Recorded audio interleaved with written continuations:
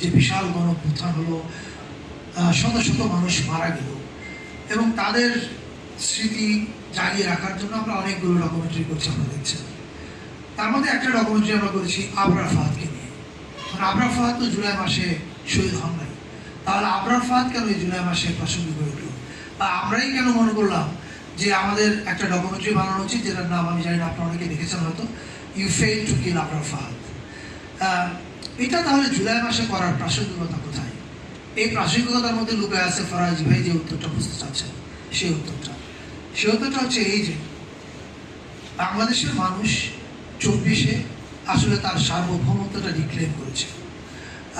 বাংলাদেশ যে সার্বভৌমত্ব কম্প্রোমাইজ অবস্থা ছিল, তার প্রমাণ হচ্ছে আবরার ফাহাদ অন্য একটা দেশের প্রধানমন্ত্রীকে সমালোচনা করেছে, অন্য একটা দেশের নীতিকে সমালোচনা করেছে, এবং এইটা করার কারণে বাংলাদেশ নামের একটা রাষ্ট্র, সেই রাষ্ট্রের ক্ষমতায় যারা বসেছিল তাদের রাজনৈতিক দলের ছেলেরা আবরার ফাহাদকে পিটিয়ে মেরে ফেলেছে।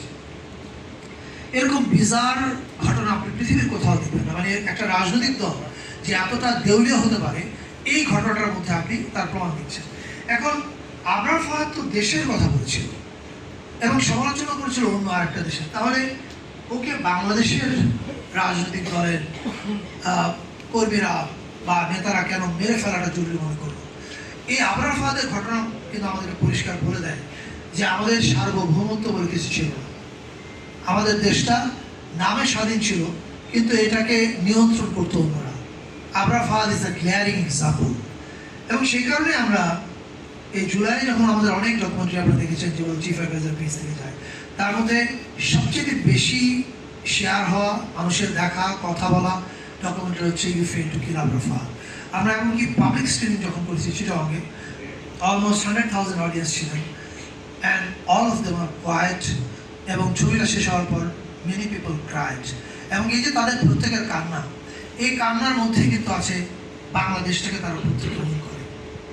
আমি গতকালকে এখানে একটা দেশে অনুষ্ঠানে গেছিলাম, সেখানে বলেছিলাম এই কথাটা যে 24-এর গণঅভ্যুত্থানের পরে যে বাংলাদেশ হয়েছে, এখানে সব বাংলাদেশ পক্ষের লোক।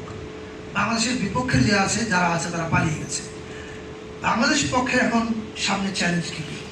প্রথম চ্যালেঞ্জ হচ্ছে ঐক্য অটুট রাখা।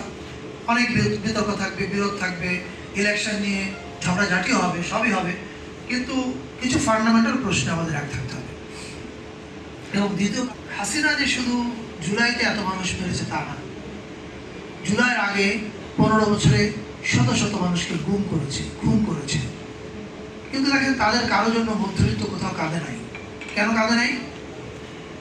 কারণ কালচারাল ন্যারেটিভ মিডিয়ার মাধ্যমে নিয়ন্ত্রিত হয়। মিডিয়া মধ্যবিত্তের মনকে শিখিয়েছে বিএনপি জামাতের কেউ মারা গেলে তোমার কান্নার প্রয়োজন নেই। And that is the biggest danger we have in front of us. যে আপনি যদি এই বিএনপি জামাতের যারা মারা গেছে, তখন তাদের গল্পটা বলা যায়নি। কেন গল্প বলা যায়নি? কারণ কোনো মিডিয়াতে আপনি তাদের কথা বলতে পারতেন না। ফলে দেখেন ওই লোকগুলা অনেকেই শহীদ হয়েছে, অনেকেই গুমের নির্যাতন সহ্য করেছে, কিন্তু শুধু ন্যারেটিভ নাই বলে তাদের জন্য মধ্যবিত্ত ওই সময় কাঁদে নাই। তারপরে ন্যারেটিভের প্রয়োজনীয়তা কতখানি তীব্র। আমি আরেকটা উদাহরণ দেখাই। 52 ভাষা আন্দোলনে যদি শহীদের সংখ্যা আপনারা কাউন্ট করেন এবং অ্যাট্রোসিটি যদি দেখেন অ্যাজ কম্পেয়ার টু জুলাইয়ের অ্যাট্রোসিটি, এটা অনেক পার্থক্য, বিশাল পার্থক্য। কিন্তু 52 আমাদের জীবনের একটা গুরুত্বপূর্ণ অংশ। কেন? আবারও এর কারণটা হচ্ছে ন্যারেটিভ। 52 পরে আমরা সেই ন্যারেটিভগুলো নির্মাণ করেছি, আমাদের পূর্বপুরুষেরা নির্মাণ করেছে। এই গল্প নির্মাণের মাধ্যমে এটা আমাদের কালেকটিভ মেমোরির অংশ হয়ে উঠেছে। ফলে জুলাইয়ের পরবর্তী সময়ে আমাদের প্রধান কাজ, আমরা অল্প দিনের সরকার, আমরা অনেক বিশাল পরিবর্তন করবো এটা আমি বিশ্বাস করি। I don't want to live in fantasy. আমি জানি আমার সময় কয়দিন আছে, এর মধ্যে আমাকে কি কি কাজ করা যাবে, এবং আমি সেই কাজগুলো করছি। এবং আমার ধারণা আমি 15 থেকে 16 ঘন্টা কাজ করি, এবং যারা আমার সঙ্গে অনেক ইয়াং ছেলে কাজ করে বিভিন্ন প্ল্যাটফর্মে জুলাই রিলেটেড, ওদের কাছে খোঁজ নিয়ে জানতে পারবেন আমরা কী করছি।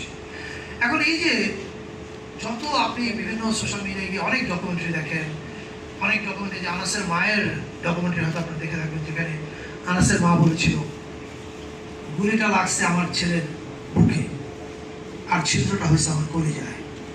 এবং এই কথা যে শুনে কারোর পক্ষে কান্না সম্বরণ করা সম্ভব হয় না।